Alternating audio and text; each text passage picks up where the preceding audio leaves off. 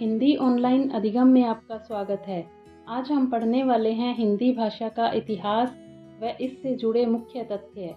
यह class banking, SSC, PSC, railway, UPSC व teaching exams जैसी सभी प्रतियोगी परीक्षाओं हेतु महत्वपूर्ण है, तो लाभ लेने के लिए वीडियो अंत तक देखें। पहला प्रश्न है, नेपाली किस भाषा परिवार की भाषा है? द्रविड़, अफ्रीकी एशियाई, चीनी तिब्बती, भारोपीय। सबसे पहले बता दूं कि यह भाषा परिवार का क्या अर्थ है।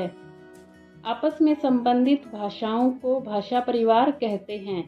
कौन भाषाएं किस परिवार में आती हैं, इनके लिए वैज्ञानिक आधार होते हैं। अब बात करते हैं सही उत्तर की, तो हमारा उत्तर है विकल्प संख्या 4, भारोपीय। नेपाली भारोपीय परिवार की भाषा है, जिसे हिंद यूरोपीय भाषा परिवार भी कहते हैं। यह संसार का सबसे बड़ा भाषा परिवार है। आधुनिक हिंद यूरोपीय भाषाओं में से कुछ हैं: हिंदी, उर्दू, अंग्रेजी, फ्रांसीसी, जर्मन, पुर्तगाली, स्पेनिश, डच, फारसी, बांग्ला, पंजाबी, रूसी इत्यादि।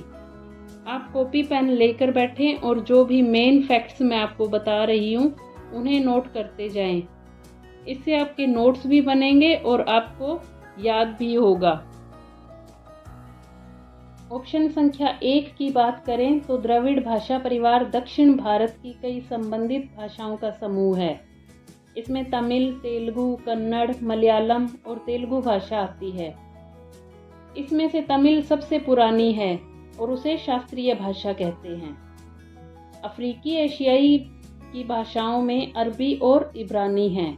चीनी तिब्बती में चीन और तिब्बत में बोली जाने वाली कई भाषाओं के अलावा बर्मी भाषा भी आती है।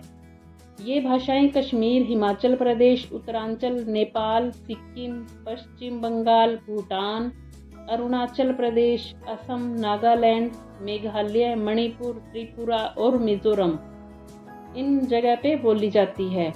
प्रश्न संख्या 2 में देखें, देवनागरी लिपि की उत्पत्ति हुई है ब्रह्मी लिपि से, गुप्त लिपि से, रोमन लिपि से या खरोष्ठी लिपि से? इसका उत्तर है ऑप्शन संख्या 1, ब्रह्मी लिपि। ब्रह्मी लिपि मध्य आर्यव्रत की लिपि है, जिससे क्रमशः उस लिपि का विकास हुआ जो पीछे नागरी कहलाई। गुप्त लिपि भारत में गुप्त साम्राज्य काल में संस्कृत लिखने के लिए प्रयोग की जाती थी।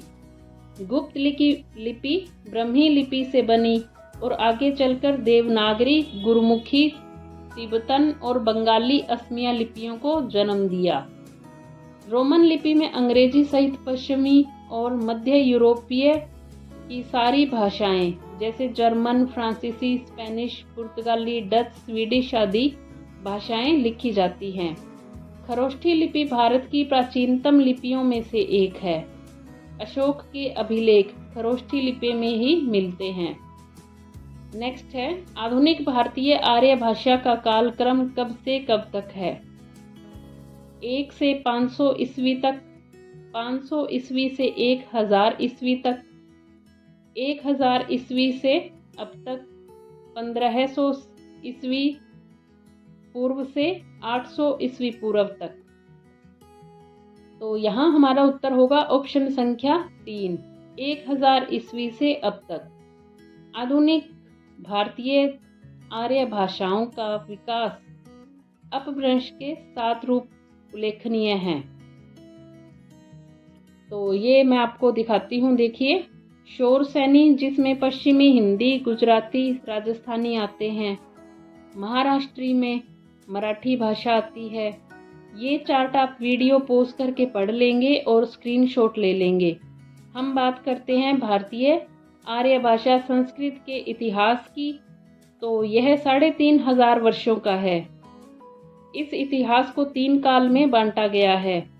प्राचीन भारतीय आर्य भाषा काल 1500 ईस्वी पूर्व से 500 ईस्वी पूर्व तक। मध्यकालीन भारतीय आर्य भाषा काल 500 ईस्वी पूर्व से 1000 ईस्वी तक।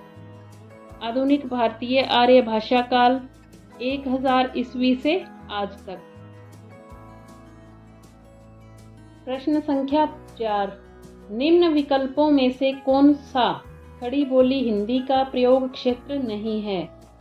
झांसी, मेरठ, रामपुर, मुजफ्फरनगर। ऑप्शन संख्या 1 सही उत्तर हो जाएगा। झांसी बुंदेलखंड में आता है, इसलिए वहाँ बुंदेलखंडी बोली जाती है।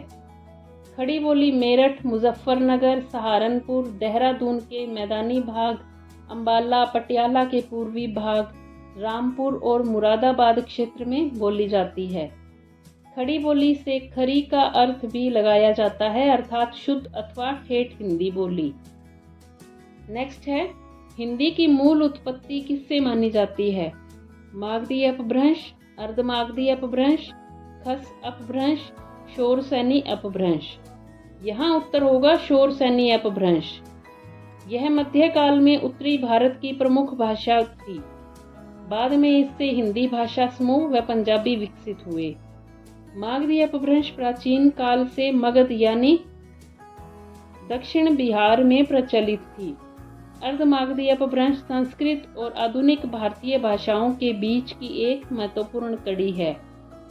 नेक्स्ट है, भाषा लिखने के लिए किए गए प्रयुक्त चिन्हों के व्यवस्थित रूप को क्या कहते हैं? लिपि, भाषा शास्त्र, बोली, वर्णमाला। हमारा उत्तर है लिपि। लिपि का अर्थ होता है किसी भाषा की लिखावट या लिखने का ढंग। किसी एक भाषा को उसकी सामान्य लिपि से दूसरी लिपि में लिखना लिप्यंतरण कहलाता है।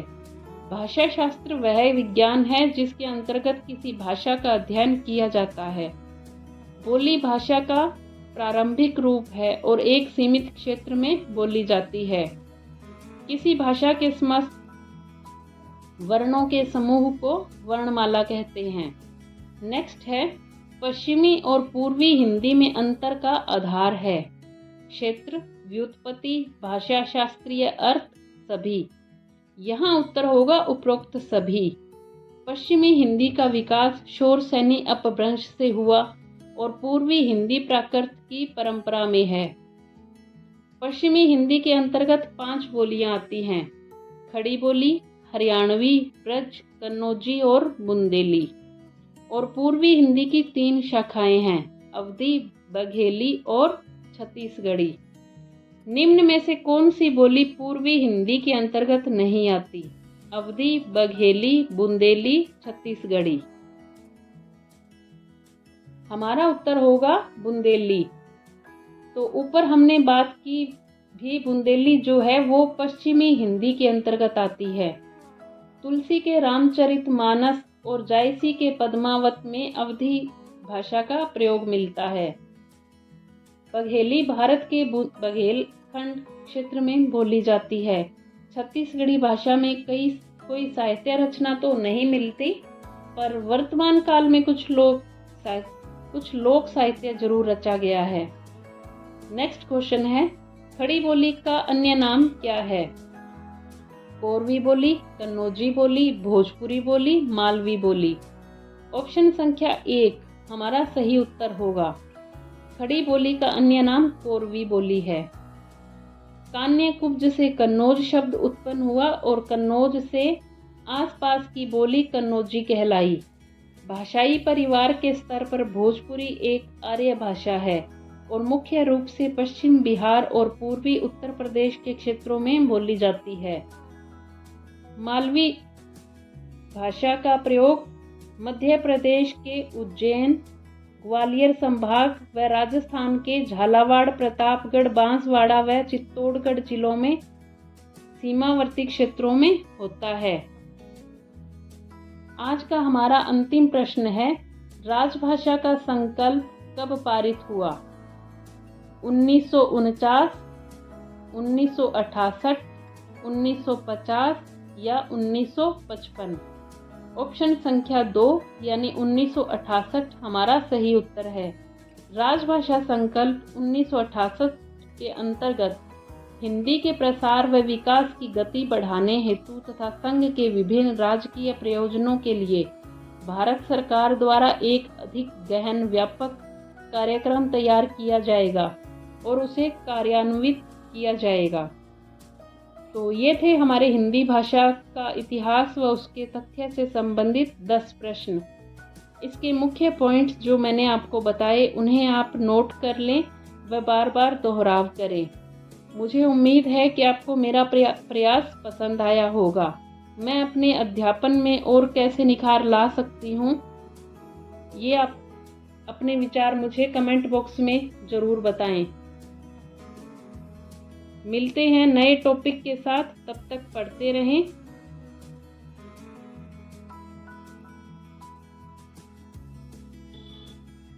बढ़ते रहें और हिंदी ऑनलाइन अधिगम के साथ जुड़े रहें। धन्यवाद।